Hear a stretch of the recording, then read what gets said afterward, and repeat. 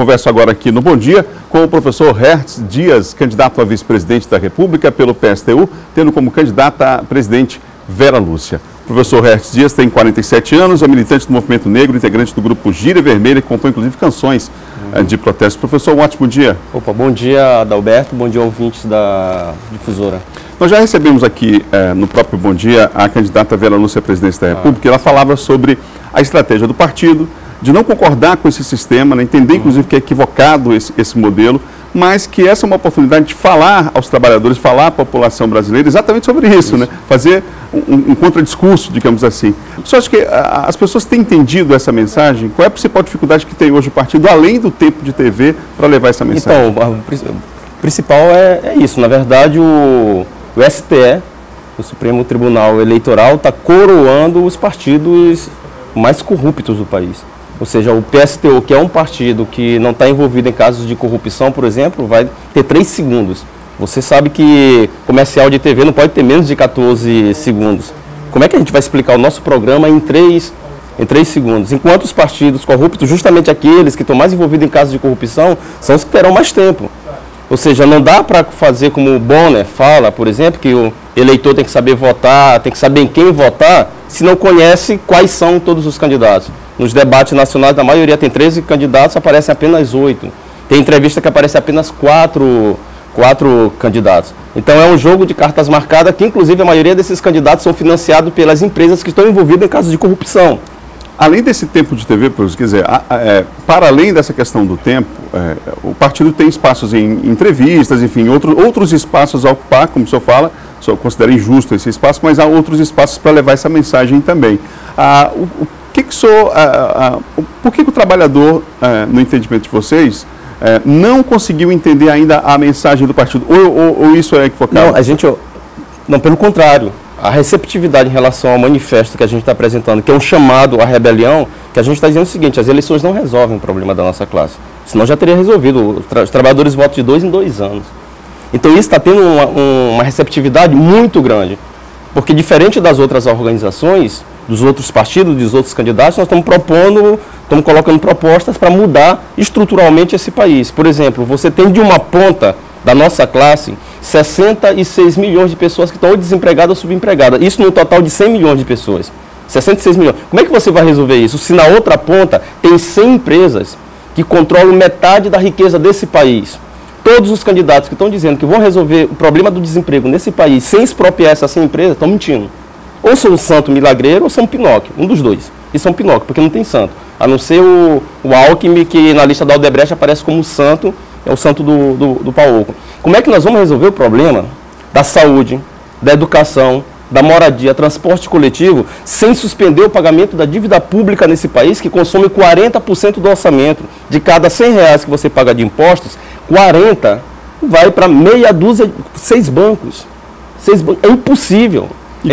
E qual o papel que teria o setor produtivo, as empresas, num possível governo do PSTU? Não, na verdade, as grandes empresas, vamos expropriar essas grandes empresas para gerar emprego. Essas 100 empresas que a gente está falando, elas geram 2 milhões de empregos só no país e controlam metade da riqueza. Nós vamos expropriar, nós vamos colocar essas empresas sob o controle dos trabalhadores, reduzir a jornada de trabalho sem redução do salário, porque aí você gera emprego. O Temer fez o contrário. O Temer foi elevar a jornada de trabalho, inclusive diária, de 12 horas diária. No campo, por exemplo, você tem um agronegócio que controla 45% das terras produtivas para produzir soja, para alimentar porcos e gado na Europa. Nós estamos defendendo a expropriação do latifúndio, reforma agrária. De cada 100 hectares, o agronegócio emprega 2 pessoas. O pequeno produtor, por exemplo, que você perguntou, emprega 15 pessoas. Você tem que fazer reforma agrária, inclusive, para resolver o problema de desemprego no campo e para saciar a fome do nosso povo, que nós temos 16 milhões de pessoas que passam fome nesse país. Há esse manifesto, professor, a rebelião, mas o senhor entende que há um clima nesse momento no país favorável à aceitação disso? Nós tivemos, por exemplo, há 2 anos, há 3 anos, as pessoas ocupando as ruas, não é? Protestando, mas ao mesmo tempo nós tivemos, leia-se inclusive com a própria reforma trabalhista, um ataque severo aos próprios sindicatos. Claro. Então essas entidades estão fragilizadas nesse momento também, não é? Exato. E a mobilização, de certa forma, também quando a gente percebe alguns movimentos no próprio Congresso Nacional, mas que as pessoas às vezes não ocupam esses espaços de protesto, inclusive na própria capital federal. Como lidar com esse quadro, com esse contexto? Na verdade, o processo de mobilização no Brasil, nós estamos vivendo um dos maiores processos de mobilização, porque tem muita indignação por baixo, muita corrupção por cima, muita indignação por baixo. Desde 2013, com a jornada de junho, nós vimos uma crescente de processo de mobilização. Em 2010, nós alcançamos o maior patamar de greves na história desse país, que supera a década de 80, que foi a década de maior ascenso do movimento operário nesse país. Ano passado, nós tivemos a maior greve da história desse país. E só não tivemos a segunda para derrubar o Temer, porque as grandes centrais, o problema não é que os trabalhadores não estão querendo lutar, é que as grandes centrais que se incorporaram ao Estado e as organizações de esquerda que se incorporaram ao Estado, elas traem permanentemente os trabalhadores. Olha a greve dos caminhoneiros. Pararam o país, controlaram as grandes vias desse país durante 10 dias. O que fez a CUT? O que fez a CTB? O que fez as grandes centrais? Ao invés de chamar uma greve, porque não cairia só o presidente da Petrobras, cairia também o presidente Temer. Mas eles fizeram o contrário, eles traíram uma greve histórica dos caminhoneiros. Então existe um sentimento muito por baixo. A greve dos caminhoneiros foi uma rebelião.